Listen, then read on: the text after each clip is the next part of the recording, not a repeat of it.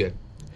Well, again, everybody, this is Roger Hoover and welcoming you back to the Crimson Tide Sports Network and welcome to Crimson Live. It's proudly presented by Alabama One Credit Union. Alabama One Credit Union has been voted Tuscaloosa's best credit union and best mortgage lender. Alabama One, a proud supporter of Crimson Tide athletics. Well, over the summer, we've been looking to Alabama alums on the PGA Tour, just Alabama golfers having success in general. And that's why today we're joined by Jay Seawell, head coach of the Crimson Tide men's golf team. And Coach, Roll Tide, how many milkshakes have you had this summer with all the wins your guys keeps picking up all over and over again?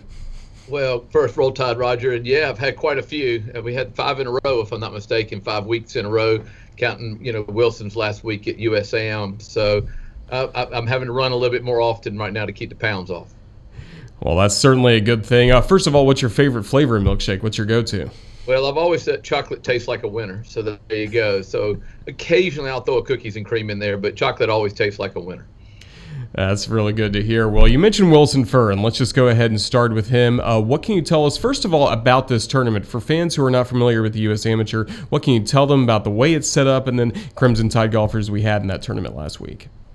Yeah, the USAM is the oldest amateur championship in the United States, and it's the best of the best. The historic value of the tournament is unbelievable. Our own Jerry Pate won it in 1974, and you've got Tiger Woods, Jack Nicklaus, all the great names in golf have this title, and so it's always the tough test because you're bringing in. This year was 250 players, and they go through what they call a stroke play or a qualifier, and then the low 64 move on to a match play. So it's basically 2 tournaments in one, and we had 3 guys: Wilson, who we've talked about a little bit, Cannon Claycomb, and then Thomas Ponder.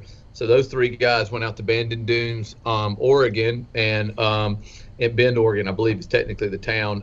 Went there, I guess it was a week ago, and so then Wilson had an incredible run. He shot 62 in the last round of the stroke play to become the second medalist in Alabama history behind Bobby Wyatt in 2013. So a 62, a terrific score for Wilson Furr there as he won the medalist honors there. What kind of led to him having the success that he had? What was he really doing well that round? Well, I think it started weeks before.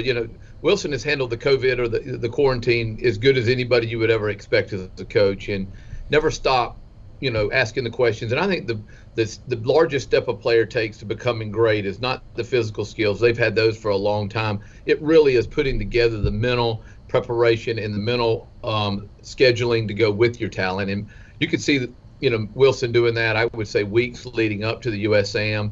And I would say the night before or two, we talked to him and he told me his game plan.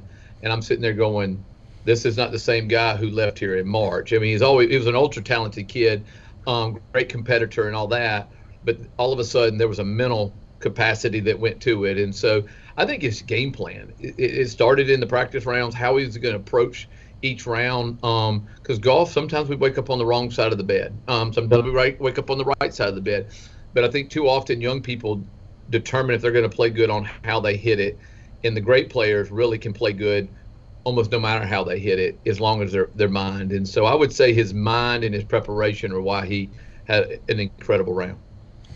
Certainly did fall in the round of 32, but a lot to be proud of in that tournament for him. And then you look to the PGA Tour, and then Alabama alums continue having success. Let's first of all talk about Justin Thomas, who continues one of the best in the world. He was able to win the FedEx St. Jude a few weeks ago. Yeah, that was great. He lost, I guess, the tournament in the one in Muirfield. Looked like he should have won that one. The unlucky, he got a couple of breaks. Colin Morikawa did an incredible job, and then that week it's the opposite. He hit a pull and it looked like he was going to go in the water. And so I was just happy for him because I felt like he felt pretty disappointed a few weeks before up in Ohio, and the win, in Memphis, especially another WGC, which is the highest fields and the best. And so he kind of, got himself number 1 in the world again, and it just continues to amaze me all that he has accomplished and is accomplishing since he left here. Well, he continues racking up wins on the PGA Tour, but then a few weeks before that, or really a week before that, we got to see Michael Thompson win the 3M Open at TPC Twin Lakes. And I know everybody is really fired up for what we saw from Michael Thompson. Such a feel-good story for an Alabama alum.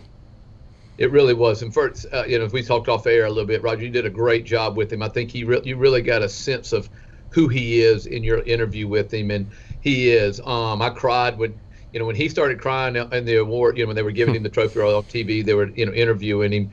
Michael is an incredible young man, and the depth of all athletes. It's hard to, unless you've walked beside him, you don't know what the camera can't pick it up. There's a huge depth of him, and he just adopted his second child and all that, and this was a career changer. He's had a struggle for about 2 or 3 years, and all of a sudden now he's now got status for 3 more years and things. So it was great to see his emotions, his excitement, and also he's a proud Bama boy. I mean, he's not from here, but he's a Roll Tide guy through and through, and I've appreciated how he stayed connected to me and the program and to Alabama, even through the thick and thin. You talk about gaining that security on the PGA Tour. 2 guys are really doing that very well in the Korn Ferry Tour. First of all, Davis Riley continues playing golf at a really high level, and then we got to see another win for Lee Hodges a few weeks ago at the Portland Open. Yeah, these are 2 guys that played on the same team. They were on the 2018 national runner-up team, and so they've just been incredible. Davis created this new, that 5-week run. He was the first one at San Antonio, and has led the Korn Ferry most of the year. I think he's 2 right now, and so an ultra talent kid who is off the chart for the talent, and so he's already pre-made for the PGA Tour. And Lee has been just an incredible story for me. A UAB transfer. I wasn't smart enough to did it on the front end. I'm glad I got him on the back end, and I'm sure he told you all that. And really excited for him. Probably one of the my favorite people I've ever coached.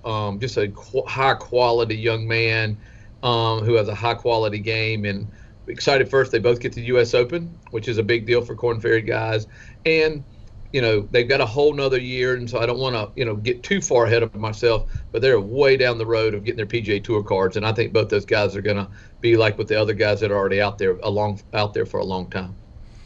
Yeah, the golf schedule is so different now. We just had the PGA a couple weeks ago, and now you're going to get ready for the U.S. Open coming up in September. You mentioned those guys get an opportunity. There's going to be a lot of Crimson Tide alums playing in the U.S. Open.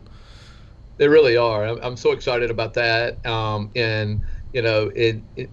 we're starting to get a lot of guys out there. We've had a lot of success here at Alabama in players. This is a players thing, as I tell all the time.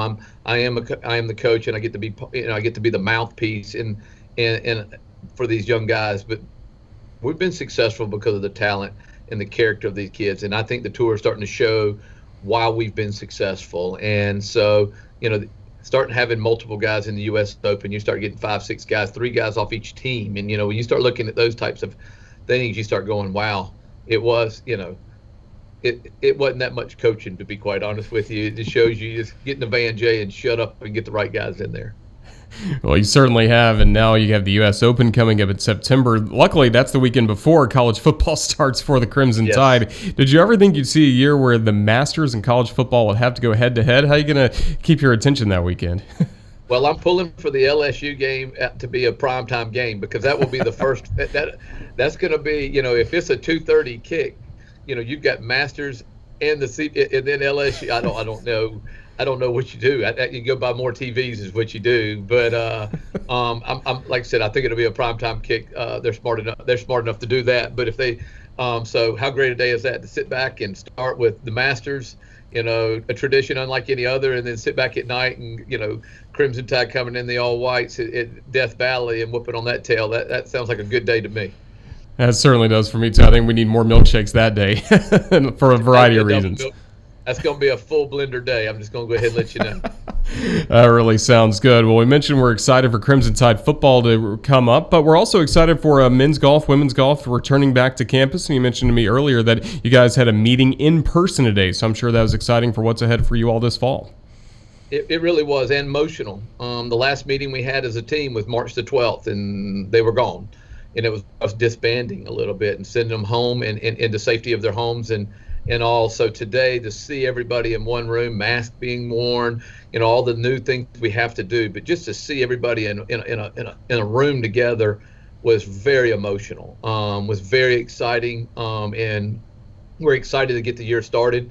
we've got a lot of protocols we got to jump through here in the next 2 to 3 weeks to make sure our players are safe and healthy. And if that is the case, then we get to start practice.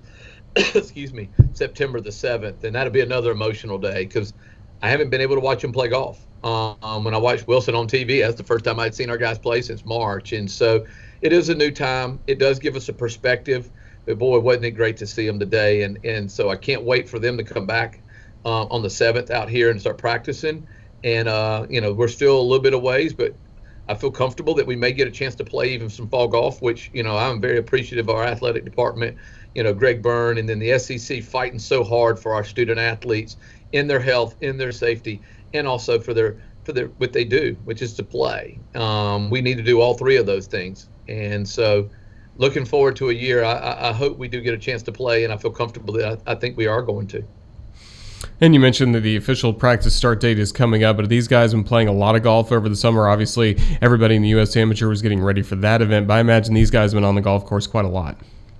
Yeah, they have. They left in March, and athletes, golfers, they're trained. This isn't the downtime, and so, but there were no tournaments all the way till about July. So from March to June, it was just games at their local clubs. With their friends, their fathers, whomever. And so they all started kind of getting back into the competitive mode starting in, late June into July. And Cannon won the Rice Planters, which was a great start. So they've all gotten probably 3 or 4 competitive tournaments under their belt since, in the summer. And so I think that's going to be how we have to start the year. How do we kind of continue to rev up that competitive engine that's inside these guys? And so we're going to have to do a lot of competing early within the team before we get started sometime in October, the tournaments. Start to wrap up on this. Golf is one of those sports that people can play while maintaining social distancing. So over the course of the summer, a lot of people have been playing, and they're going to continue playing into the fall. And of course, you give golf advice to everybody, including to Nick Saban. But what is one universal golf tip that you feel like is just one of your go-to, or maybe 2 or 3 go-tos that can really help everybody's game out? Well, first, it has. There have been a lot of things and struggles through this, but I have been excited that outside has become a bigger part of America now. Like you said, golf being that, and so golf is booming, and a lot of people are retaking up the game and playing and doing that. So it's really exciting, and so it's been nice to see the clubs full of players and things. And so I think the biggest problem most people do is they try to correct their problem at the setup before they even start the golf swing. Meaning the biggest thing is, my dad told me golf is built in 2 wrongs can make a right. Meaning I can aim way to the left and slice it way to the right and hit a good shot. But it's harder to do it that way. The more wrongs you have, the harder it is to do that. And I would always just say it's important to get a good setup. Don't aim for your slice, because the more you aim for it, the more you're going to slice it, the more you're going to slice it, the more you're going to cuss. So I would find a way to get just a good solid athletic setup, get a good grip, and start that foundation, and don't try to correct problems before you hit them. Don't think of, well, I'm going to do this because I'm going to do that. Well, now you've got 2 problems. Let's just start from there, and your body will start revolving around the setup more than you will know. Well, that's certainly excellent advice, and I'm going to think about that next time I'm at Old Colony trying to play. But, Jay, thank you so much for joining us on the network today. All the best to you and the Crimson Tide golf team moving forward, and to all the alums we keep seeing having success. But thank you again for joining us today. Oh, thank you, Roger. Thanks for all you do. And roll tide to everybody out there, and thanks for being patient with me on this Skype thing. All right, well, roll tide to Jay Seawell, and roll tide to you, Crimson Tide fans. Thanks for watching Crimson Live, presented by Alabama One Credit Union.